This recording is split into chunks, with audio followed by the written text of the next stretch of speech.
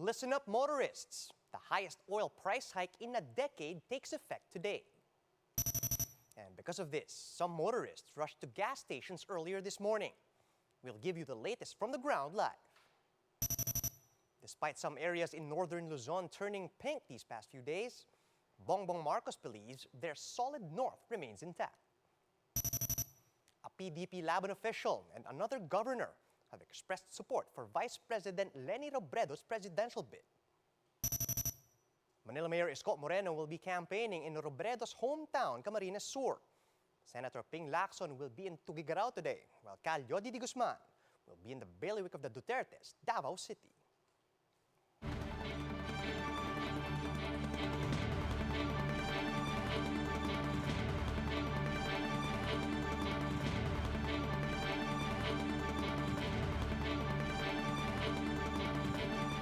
Fast, focused, and fearless. Here's everything you need to know as you jumpstart your day. I'm Charles Lejano. Heads up, motorists. Oil prices have jumped the highest in a decade earlier this morning.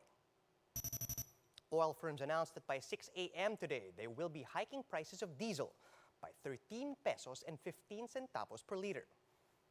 Gasoline prices climbed by 7 pesos and 10 centavos per liter, while prices of kerosene jumped by 10 pesos and 50 centavos. This marks the 11th consecutive week of oil price hikes, and though price adjustments are already effective as of this morning, Sea Oil says its customers can still enjoy last week's rates through their Price Lock app until 6 a.m. tomorrow. This to, quote, protect motorists from the big-time price increase. The Energy Department says the double-digit oil price hike is still due to the U.S. banning Russian oil, which set off a chain reaction in the global oil market. The agency is expecting oil prices to remain in the double digits in the coming weeks. Dahil lang po sa balita na binan na po yung mga oil import and export ng Russia. Ibig sabihin, dahil po sa pangyayaring yon, nag-react na po yung merkado, tumaas na po kagad, sumipa po ang presyo. Jeepney drivers bear the brunt of the oil price hike, with some having to add more runs in their daily route. Meanwhile, some labor groups will be conducting a week-long protest against the continuous oil price increases. To tell us more about this, we have Justine Punsalang reporting live from Manila. Good morning, Justine. What's the latest? Charles, I hope your car's full tank already because this morning there is a massive oil price hike and jeepney drivers are setting their foot down. For the 11th straight week, prices of petroleum products increased, but this time is more than just a big-time hike as per liter of gasoline now costs an additional 7 pesos and 10 centavos, while per liter of diesel has increased by 13 pesos and 15 centavos. In a gasoline station in Manila, petroleum products are almost at the same price, with a diesel ranging from 74.75 to 76.75 and gasoline at 76.60 to 77.35 per liter. Jeepney drivers, however, admitted that while this oil price increase is an additional pain, they hardly could do anything about it.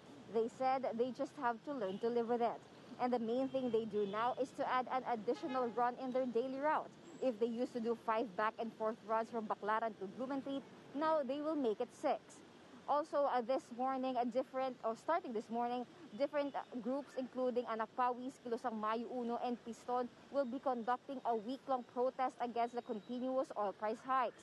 They are calling for the government to immediately mediate with the high prices of fuel, which in turn increases the prices of basic commodities. They said the poor who are already struggling with the pandemic will be greatly affected should this continue. Charles, we are at the location where different groups are expected to arrive for their protest. However, their schedule is 8 and they assured us that they are on their way here. They are expected to create a human chain as a sign of protest. Charles? Thanks for that, Justine. That was Justine Punsalang reporting live from Manila. President Duterte is set to meet with the Energy Department and oil industry players later today to discuss the possibility of suspending excise taxes. But the Finance Department says the country can't afford for the tax to be lowered or suspended. Mobile journalist Pamela Vasquez with the details. The Senate Energy Committee under Sherwin Gatchalian called an emergency hearing with the DOE and DOF. Gatchalian wants the inventory of oil companies raised from 30 days to 45 days. But the DOE says that will do little to bring down prices since we follow international rates. Hindi naman po kasi tayo inventory pricing, Yusek. Ang tinatawag natin market pricing. Ibig sabihin, kung ano po yung pagkakapresyohan sa international, yun po ang ini-implement natin dito. Local oil companies also say raising the inventory requirements will require huge investments, which not all companies will be able to afford. So if it is going to be imposed, if it's going to be mandated, it may require huge capex or even inability of some of the players to comply. Basically, mabigat yung requirement na mag-double ka ng inventaryo aside from the working capital. One other solution that has been proposed is unbundling. That means oil companies will have to be transparent about the breakdown of costs. Historically, the Department of Energy sees what these additional amounts are that are added to the basic cost. We believe that we could have deductions in this regard. But the Finance Department once again rejected calls to suspend fuel excise taxes. The DOF said it collected almost 144 billion pesos from it last year. President Duterte is meeting with the DOE and all industry representatives on Tuesday to discuss whether or not to suspend the excise taxes. Mobile journalist Pamela Vasquez, We Are One News.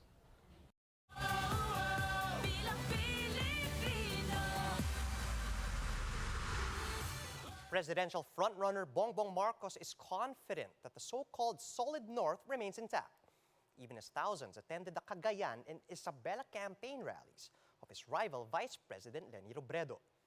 Although Marcos Jr. admits he's surprised that he continues to top surveys nationwide. He discusses this in Moral with Cheryl Cosim at the Candidatox Forum organized by Go Negosyo and Signal via One News and 1PH. Let's listen in. I think kaya merong may phraseology na Solid North dahil naipakita na yan eh. So tignan na lang natin sa resulta. At ano pang isasagot ko na hindi, pipilitin ko na meron. Di kung talagang ganyan, babalikan ko sila na. Sabi ko, huwag niyo ko iwanan. So pabubuo pa rin namin yung Solid North. Ang katotohanan niyan, so far, yung Solid North, nawala talaga yan 86 dahil wala kaming kandidato. I'm a little bit surprised na ganun ang naging numero. But I look at those numbers for one, I tell all my staff, magandang numero. You can pat yourself on the back for 1 minute, then tama na, balik sa trabaho. I don't really live by them. Basta't ang naano ko is paano natin, ano yung mga dapat natin gawin. Kampanya ito eh. Marami tayong kailangan gawin. PDP Laban Vice President for Visayas and Eastern Samar Governor Ben Evardone officially endorses Vice President Leni Robredo. In a statement, the Duterte ally says Robredo is the only candidate who satisfies the president's standards.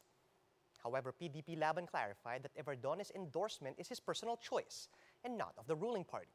And Robredo also won the support of the governor of vote-rich Bulacan, Daniel Fernando, who officially endorsed Robredo on Monday, saying she is the most fit to become the country's next leader, citing her track record and accomplishments. 2 days before the official announcement, the camp of Bongbong Marcos belied the statement of Robredo's camp that Fernando is endorsing his rival. And Marcos' camp claimed that the Bulacan governor had yet to make a choice. Let's find out where the presidential candidates are headed today. The Lacson Soto tandem is set to arrive in Cagayan this morning, and they're expected to meet with cyclist supporters at the Rizal Park in Tuguegarao City.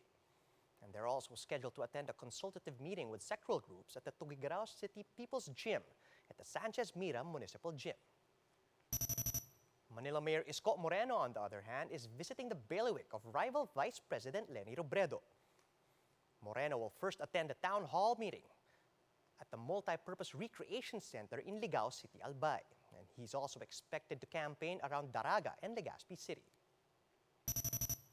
Speaking of Robredo, VP Lenny will be making the rounds in Mindanao today, and her first stop will be a People's Assembly in Kidapawan City. She will then travel to Coronadal City for another campaign rally.